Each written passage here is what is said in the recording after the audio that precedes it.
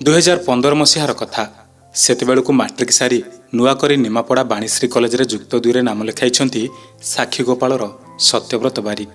ଗାଁଠାରୁ କଲେଜକୁ ବସ୍ର ସୁବିଧା ନଥାଏ, ତେଣୁ ଘରୁ ସାଇକେଲରେ କଲେଜ ଯିବା ପାଇଁ ମନସ୍ଥ କଲେ। ବାପା ବି ପୁଅ ପାଇଁ ଏକ ନୂଆ ସାଇକେଲଟେ କିଣିଦେଇଥାନ୍ତି ଘରୁ କଲେଜ ଯିବା ଆସିବା କରିବା ପାଇଁ। ନୂଆ ନୂଆ କଲେଜ ପାଠ ପଢ଼ା, ମନରେ ସତ୍ୟବ୍ରତଙ୍କର ବେଶ ଉତ୍ସାହ ଥାଏ। ନୂଆ ସାଙ୍ଗସାଥୀ ଆଉ ନୂଆ ଜାଗା ମନକୁ ବେଶ ଖୁସି କରୁଥାଏ। ଯେହେତୁ ଘରଠାରୁ କଲେଜର ଦୂରତା ପାଖାପାଖି 15 କିଲୋମିଟର ହେବ, ତେଣୁ ସବୁଦିନ କଲେଜ ନ ଯାଇ ସପ୍ତାହକୁ 4 ଦିନ ଯାଆନ୍ତି।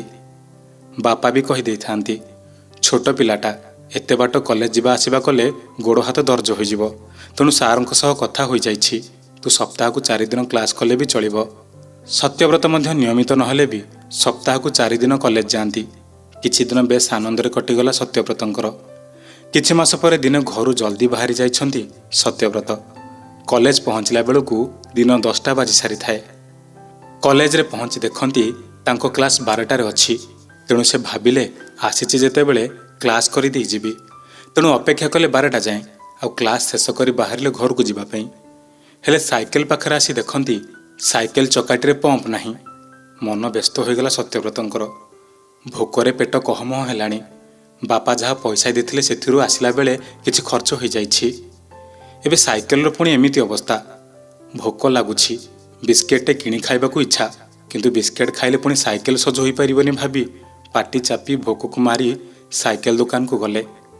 ସେଠାରେ ମେକାନିକକୁ ଦେଖାଇବାରୁ ମେକାନିକ ଜଣକ କହିଲେ, ସାଇକେଲ ବୋଧେ ଲିକ୍ ଅଛି, ତେଣୁ ଅପେକ୍ଷା କର, ଲିକ୍ ମାରିଦେଉଛି। ସତ୍ୟବ୍ରତ ଭାବୁଥାନ୍ତି, ଯଦି ସାଇକେଲ ଲିକ୍ ମାରିବି ତେବେ ସେ ମୋଠାରୁ ନିହାତି ଭାବେ 10ରୁ 15 ଟଙ୍କା ନେବ। ଯଦି ବାଟରେ ପୁଣି ଭୋକ ଲାଗିବ ତେବେ ଖାଇବା ପାଇଁ ମୋ ପାଖରେ ପଇସା ନଥିବ। ଏହା ଭାବି ଦୋକାନୀକୁ କହିଦେଲେ, କେବଳ ପମ୍ପ ଦେଇ ଦିଅନ୍ତୁ, ରାସ୍ତାରେ ଯଦି ପମ୍ପ ପଳେଇବ ତେବେ ସେଠାରେ ଯେଉଁ ଦୋକାନ ଥିବ ସଜ କରିଦେଇ ଯିବି। ସାଇକେଲ ଦୋକାନୀ ବି ଆଉ କିଛି ନ କହି ଚକାରେ ପ୍ରେସର ଦେଇ ଛାଡ଼ିଦେଲା। ନିମାପଡ଼ା ବଜାରରୁ ବାହାରି ପାଖାପାଖି 1 କିଲୋମିଟର ସାଇକେଲ ଚଲାଇ ଚଲାଇ ଚାଲି ଆସିଲେଣି ସତ୍ୟବ୍ରତ।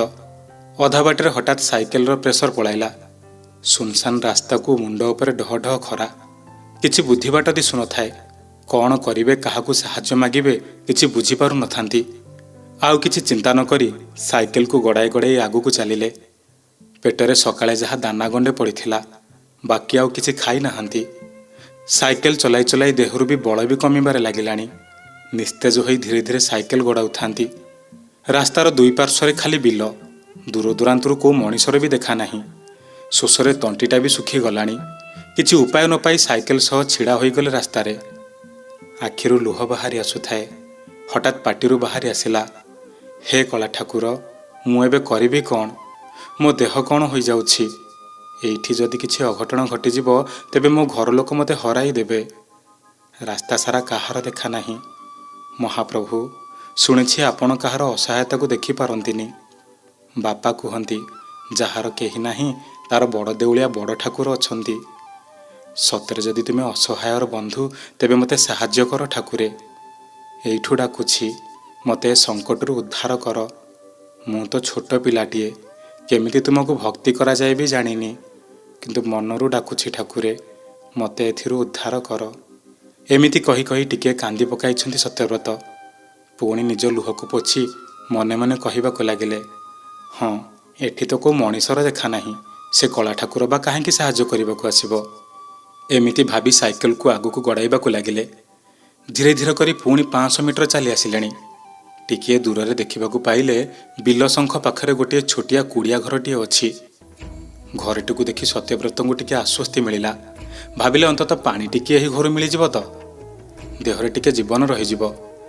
ଗୋଟି ଗୋଟି କରି ଯାଇ ପହଞ୍ଚିଲେ ସେହି ଘର ନିକଟରେ।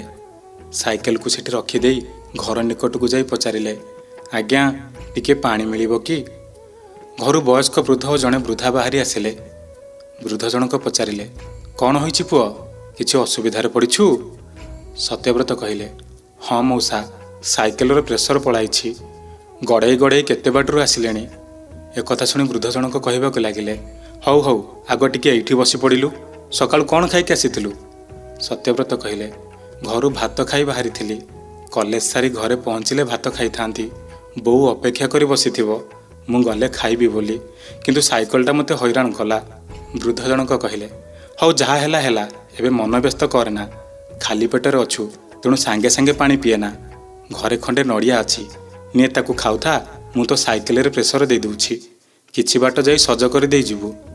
ଏତିକି କହି ଫାଳେ ନଡ଼ିଆ ଆଣି ସତ୍ୟବ୍ରତଙ୍କ ହାତକୁ ବଢ଼ାଇଦେଲେ। ସତ୍ୟବ୍ରତ ବି ନଡ଼ିଆଟିକୁ ଖାଇବା ବେଳକୁ ଅନୁଭବ କଲେ ନଡ଼ିଆଟି ଯେମିତି ଆଜି କେଉଁ ଠାକୁରଙ୍କ ପାଖରେ ଭୋଗ ଲାଗି ହୋଇ ଆସିଛି, କାରଣ ସେଥିରୁ ଭାସି ଆସୁଥିଲା କର୍ପୂର ବାସ୍ନା, ଆଉ ନଡ଼ିଆଟା ବି ସତେଜ ଥିଲା। ଏପଟେ ବୃଦ୍ଧ ଜଣକ ଘରୁ ପମ୍ପ ଆଣି ସାଇକେଲ ଚକାରେ ଭରିବାକୁ ଲାଗିଲେ। ସତ୍ୟବ୍ରତ କହିବାକୁ ଲାଗିଲେ, ମଉସା ପ୍ରେସର ବେଶୀ ଦିଅନ୍ତୁନି, ମୁଁ ବଳଙ୍ଗା ବଜାରରେ ଯାଇ ସଜ କଲା ପରେ ଦେବି। ଏକଥା ଶୁଣି ବୃଦ୍ଧ ଜଣକ କହିଲେ, ତୁ ଜାଣିନୁ କି ଆଜି ବଳଙ୍ଗା ବଜାରରେ ହାଟ ବାରି, ତେଣୁ ବଜାର ବନ୍ଦ ରୁହେ। ତୁ ଜମା ବ୍ୟସ୍ତ ହନା, ପମ୍ପ ଦେଇଦେଇଛି, କିଛି ବାଟ ପଳେଇବୁ। ବାଟରେ ଯେଉଁଠି ଥିବ ସାଇକେଲ ମରାମତି କରି ଦେଇଯିବୁ। ବୃଦ୍ଧ ମଉସା ଜଣକ ସାଇକେଲ ପମ୍ପ ଦେଇସାରିବା ବେଳକୁ ବୃଦ୍ଧା ମାଉସୀ ସୁରେଇରୁ ପାଣି ଆଣି ସତ୍ୟବ୍ରତଙ୍କୁ ପିଇବାକୁ ଦେଲେ। ପାଣି ପିଇବା ବେଳେ ବି ସତ୍ୟବ୍ରତ ଅନୁଭବ କରୁଥାନ୍ତି ଏତେ ଶୀତଳ ଜଳ ଯେମିତି ସେ ଆଗରୁ କେବେ ପିଇ ନାହାନ୍ତି।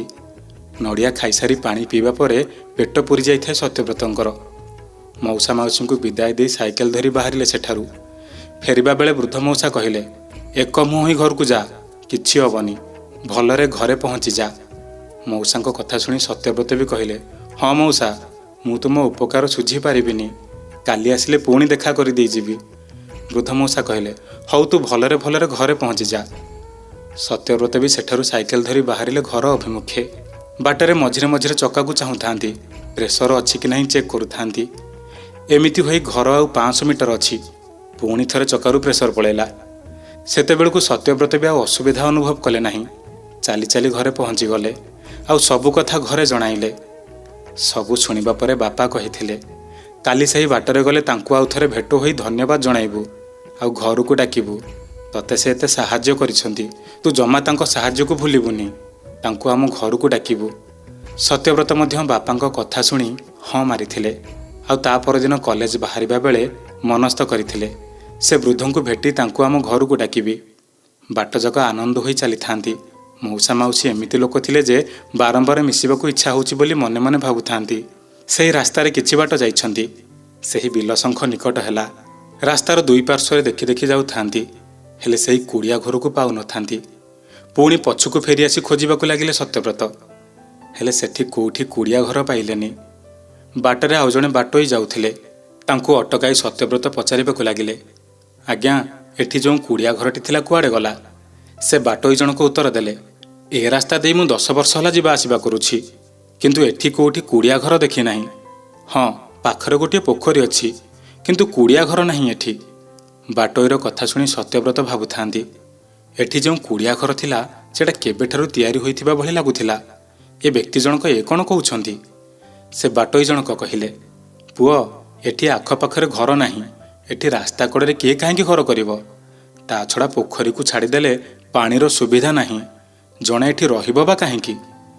ବ୍ୟକ୍ତି ଜଣଙ୍କର କଥା ଶୁଣି ଆଶ୍ଚର୍ଯ୍ୟ ହୋଇଯାଉଥାନ୍ତି ସତ୍ୟବ୍ରତ, ଦେହ ବି ଶୀତେଇ ଯାଉଥାଏ। ସବୁ ଶୁଣି ସେଦିନ କ୍ଲାସ ସାରି ଘରେ ପହଞ୍ଚି ସବୁ କଥା ଜଣାଇଲେ। ଘର ଲୋକ ବି ସବୁ ଶୁଣି ତାଜୁବ, ଆଉ ସମସ୍ତେ କହିବାକୁ ଲାଗିଲେ, ତୁ ଯାହାକୁ ମନେ ମନେ ସ୍ମରଣ କରିଥିଲୁ ସେହି ତୋତେ ସାହାଯ୍ୟ କରି ଦେଇଗଲା। ସେ ଛଦ୍ମବେଶରେ ତୋ ପାଖକୁ ଆସିଥିଲା, ଆଉ ତୋତେ ସଙ୍କଟରୁ ଉଦ୍ଧାର କରିଦେଲା। ସତ୍ୟବ୍ରତ ବି ସବୁ କଥା ଶୁଣି ମନେ ମନେ ଭାବବିହ୍ୱଳ ହୋଇଯାଉଥିଲେ। କିଶୋର ବୟସରେ ଅଛନ୍ତି ସତ, କିନ୍ତୁ ମନରେ ମହାପ୍ରଭୁଙ୍କୁ ନେଇ ଜନ୍ମ ନେଲା ଏକ ଭକ୍ତିଭରା ଭାବନା। ସେଦିନର ଅନୁଭୂତିକୁ ନେଇ ନିଜକୁ ଭାଗ୍ୟବାନ ମନେ କରୁଛନ୍ତି ସତ୍ୟବ୍ରତ। ସତରେ ସେ କରୁଣାସାଗରର କରୁଣାକୁ କିଏ ବା ବର୍ଣ୍ଣନା କରିପାରିବ? ଶୂଳାମାଳ ସାକ୍ଷୀଗୋପାଳରୁ ସତ୍ୟବ୍ରତ ବାରିକ ଭାଇ ପଠାଇଛନ୍ତି ଏହି ଅନୁଭୂତିଟି।